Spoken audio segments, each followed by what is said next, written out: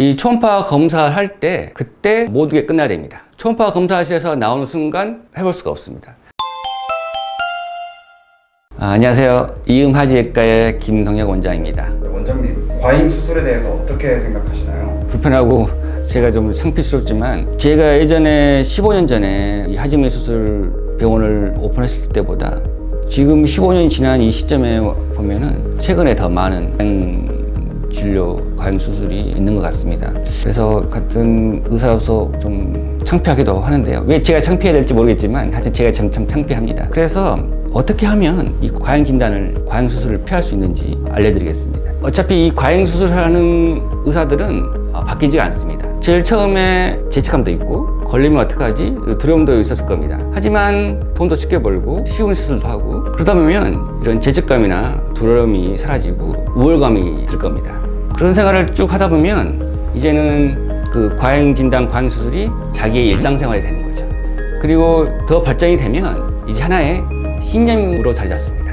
너를 위해서 내가 수술해야 된다. 이런 신념으로 자리 잡기 때문에 절대 바뀌지는 않습니다. 그래서 환자분들이 잘 피해 나가셔야 됩니다.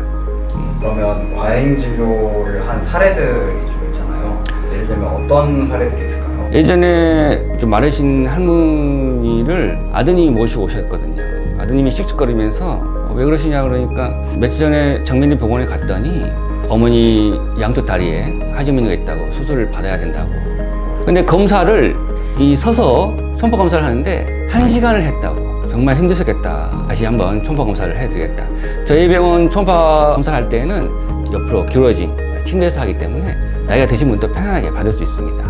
역시나 검사를 했더니 하지미는 없었고요. 어머니께서 이제 나이가 드시니까 살이 빠지면서 이 정설관이 이제 보이시는 거였죠.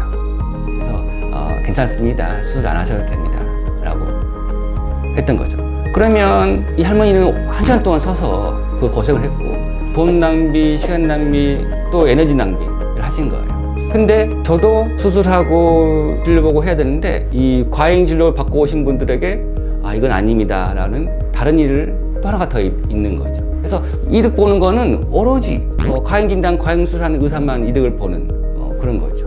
가장 환자들이 궁금해할 것 같은데 만약에 과잉 진료를 한다면 어떤 경제적 피해 외에도 좀 신체적으로 문제가 생기거나 그러진 않나요? 당연히 있죠. 정살관을 떼는데 부었던 다리는 더 붓겠고 중요한 거는 심부정맥에 이런 혈전이 생겼을 때 이 치료받았던 없앴던 이 표정맥이 대신 일을 하는 어떻게 보면 저축한 그런 정맥이거든요. 그래서 평생 아껴서 써야 할 정맥입니다. 그리고 만약에 우리가 다치거나 그래서 혈관 수술이 필요하거나 또 심장 수술할 때 혈관을 떼어서 수술을 하거든요. 그래서 근데 그거를 돈 줘가면서 떼버린 거죠. 그러면 직접적으로 제거하는 수술 외에도 혹시 더 해주시는 말씀 있으실까요? 그래서 이런 과잉 진단, 과잉 수술을 피하기 위해서는 첫 번째 단계가 바로 과잉 진단을 막는 방법입니다.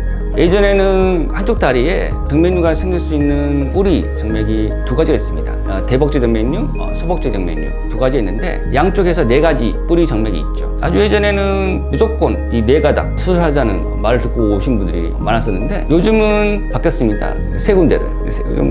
왜 그런지 모르겠지만 항상 양쪽 허벅지 앞쪽에 있는 대복제 정맥류 2개하고 종아리 뒤에 있는 소복제 정맥은 둘 중 하나 이렇게 해서 3군데를 수술을 많이 권유받고 오시더라고요. 그러면은 환자들이 좀 이제 아프시면은 사실 가까운 병원을 많이 가시잖아요. 그랬을 때 이게 과잉 진료다 이런 거를 좀 판단할 수 있는 어떤 기준이 있을까요?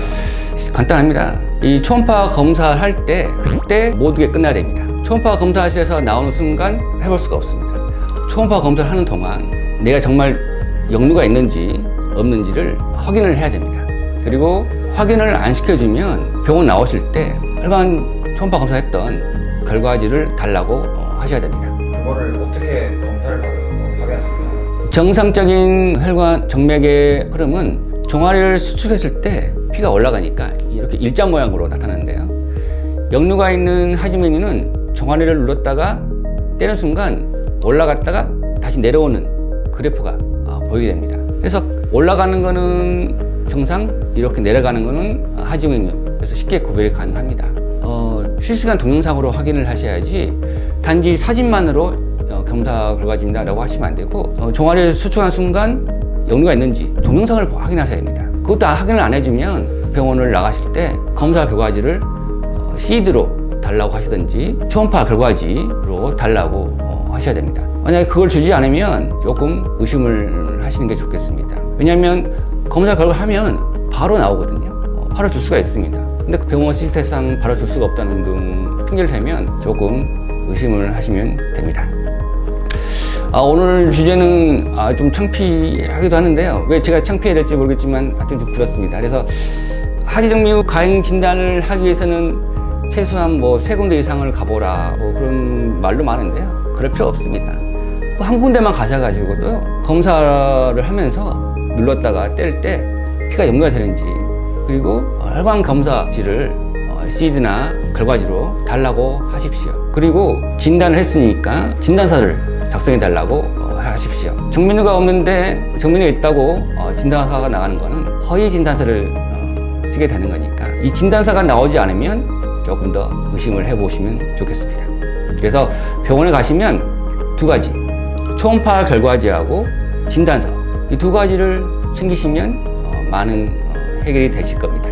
네, 이상으로 시청해 주셔서 감사합니다.